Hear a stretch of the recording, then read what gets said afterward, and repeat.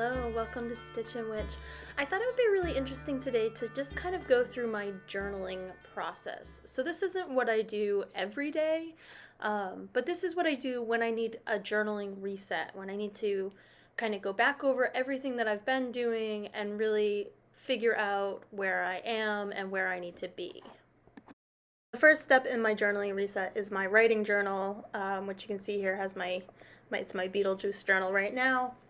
And then I just kind of do a brain dump or morning pages, whatever you want to call them, 10 minutes or so of steady writing without lifting the pen from the paper.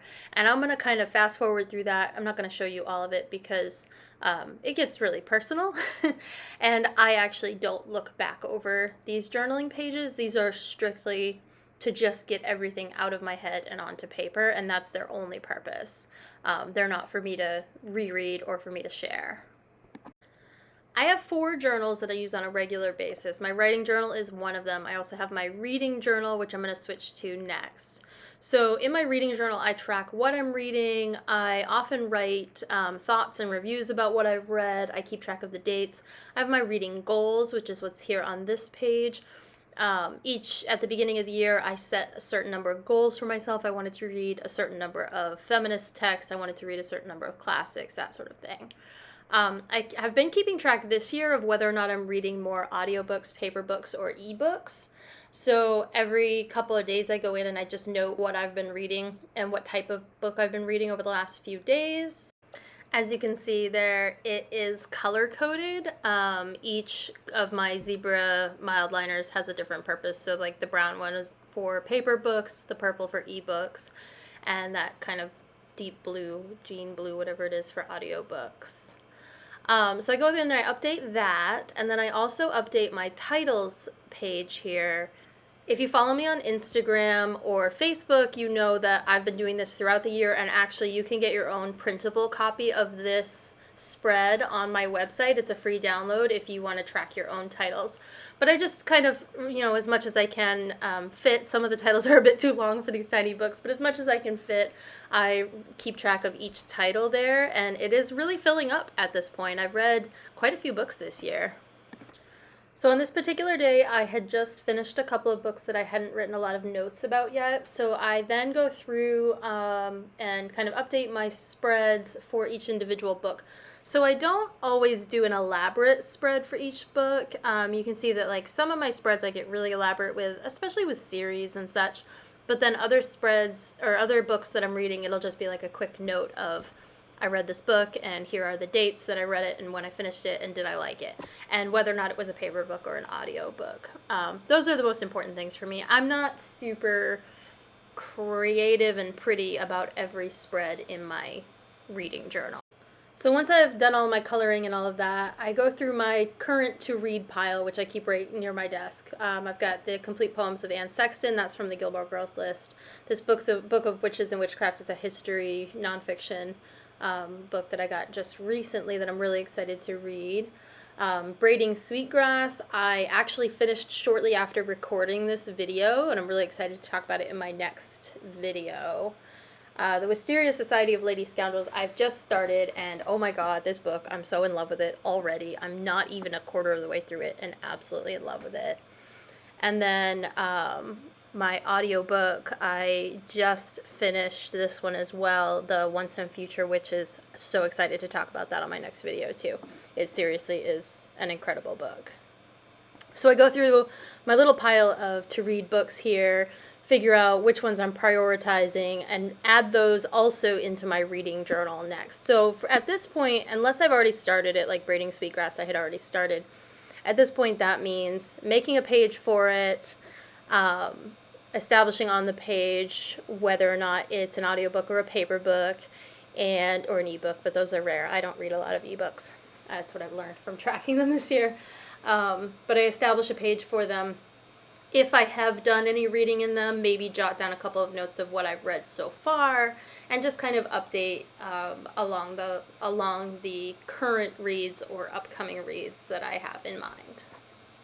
So I don't know if it's genetic or something. When my grandmother passed away, in her closet were thousands of puzzles, and I'm not even kidding. Like, I don't even know how many she had. Hundreds of thousands of puzzles she had in her closet and her attic and in corners of her bedroom. She was a really big fan of jigsaw puzzles, and each puzzle that she had done had the date on it of when she had last done it, and if she'd done it multiple times, it had all the dates, and whether or not there were any missing pieces.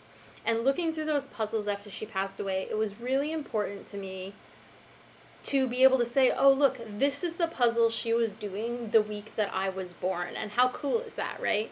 So one time, a couple of years ago, there was a day that Facebook went down, and it hit me as I was looking at my Facebook, or at my Goodreads account, that I couldn't sign into Goodreads because I didn't know my sign-on without using the, like, sign in with Facebook option. And my app, for whatever reason, had signed me out. And then it hit me, oh my gosh, if Goodreads goes down, I'm going to lose this entire record I have of every book I've ever written. And because of, like, that memory of looking through my grandmother's puzzles and having that record of all these puzzles that she had done, I don't know, it just became really important to me to keep a record of my books in a different way. It also, like, I can use it for, you know, when there's another book in a series that comes out, I can review my notes on the first books or the earlier books in the series, right? And kind of remind myself of what happened. There's a lot of benefits to it. I don't put my hands on my reading journal every day, but I do put my hands on my reading journal at least once every couple of days. And I do keep track of, you know, if I'm reading along in Braiding Sweetgrass, for instance, and there's a really beautiful quote, which there are a lot of in that book, I'll copy that over into my reading journal, and I keep a record that way. It helps me when I make my videos talking about books. It helps me to have that record. And if somebody asks me for book recommendations, I can flip back through my journal and be like, oh yeah, this book that I read, here, let me tell you what my thoughts were on it. You're going to love it, right? So that's my reading journal. And the next journal in my stack that I do when I do my journal resets is my knitting journal. Like my reading journal, I don't touch my knitting journal every day unless I'm actively working on writing or designing a new pattern, because I do keep a lot of my pattern notes in it. All my pattern notes in it, really.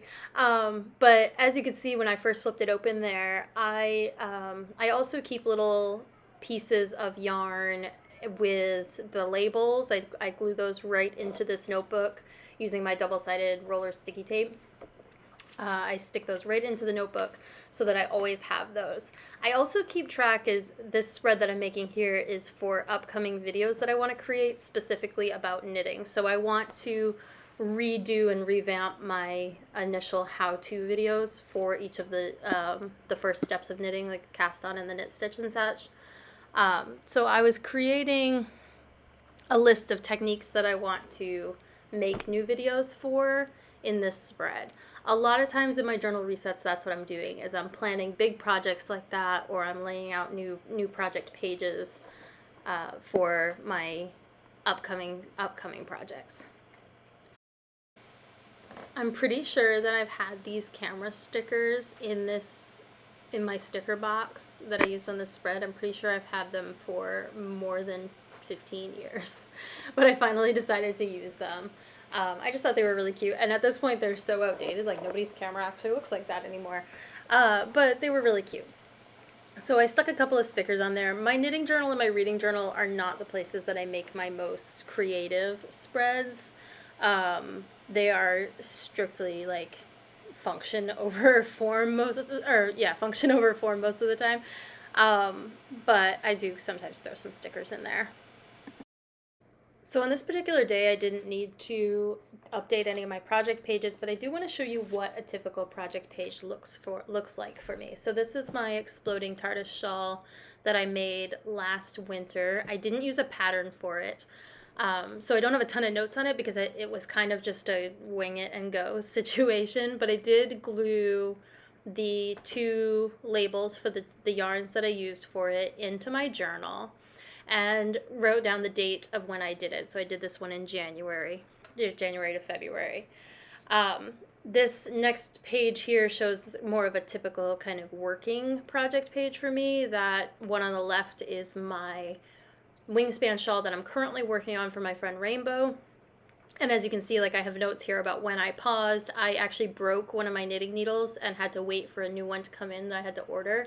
So I paused knitting it for a week or so while I waited for the new needle to arrive. And I noted in there when I did that, or that I did that at least, so that I know why it's taking me so long. And then the one on the right there are my yoga socks that I just finished recently, and just some notes on how I did them. Again, I didn't work from a pattern for those socks, so having these notes of what I did do, if I want to replicate them later, really helps. This final page here, this is a current project, and I just wanted to show you one of the ways that I sometimes put samples of the yarn in my journal. I just use washi tape here. This particular design project that I'm working on uses a lot of different colors of yarn using mini skeins. And so having like the exact color, just a little piece of it with some washi tape held into my journal so that I can keep track of which one I'm using where in the pattern really helps, and which one I've identified as color A or color B or whatever. So that's my knitting journal. And then the next journal, or the last journal in my stack here, is my bullet journal. And as I kind of set up my weekly there, I want to talk about my 5th journal, which I didn't actually include in this video because I only use that journal once in a while, and I'm trying to increase how often I use it. I'd like to do more with it in the future, so if you're interested in a video about it, I do want to talk about it in the future. But that is my witchy journal, my spiritual journal, which has grown and changed so many times over the years that I don't even know that I can establish exactly what it is anymore. It started out as a book of shadows, I suppose. It's kind of morphed into something halfway between a book of shadows and a bullet journal, where I keep track of meditation, I keep track of any weird dreams I have or any interesting dreams I have. As a kitchen witch, I've started kind of keeping track of certain recipes that are working really well for me, or recipes that I want to merge into some sort of spell work. It kind of is a lot of different things, and it's not something I've ever shared with anyone. So if I were to talk about it on the channel, I guess I would probably want to do kind of a mock version of it. But if that's something people are interested in, I totally am willing to do that if there's an interest. Especially since, the channel is Stitch and Witch, and I feel like I should talk more about the witchy side. But so much of my witching happens in my everyday, which I've talked about before on here and on my podcast. So much of my witching happens in the everyday. So much of it is part of my daily routine. It doesn't really set itself aside from it. So it's just kind of become, it's just different. It's just different. So anyway, back to my bullet journal. So in my bullet journal here, I'm making my weekly spread for the coming week. As you've seen me do on here and on Instagram, I do them differently every week depending on what I need from them. My current week, actually, as I record this, looks completely different and is more like a series of subject lists, topic lists, I guess, instead of like days of the week, because this particular week I don't have a lot on the schedule, but I do have a lot of tasks to get done by subject. So tasks for work, tasks for this channel and my podcast, tasks for my writing, tasks for my house. We have a lot of home projects going on right now as summer comes to a close, and we're entering August now. In Maine, that's kind of when you finish the home projects because it's harder to do things in the wintertime here. So I did a cactus theme in July. So here I'm creating my last weekly for July, which was my last of my cactus themes. And then I moved into August. And for August, I decided to do a coffee theme. This is not exactly the most original thing. Not the cacti are original either.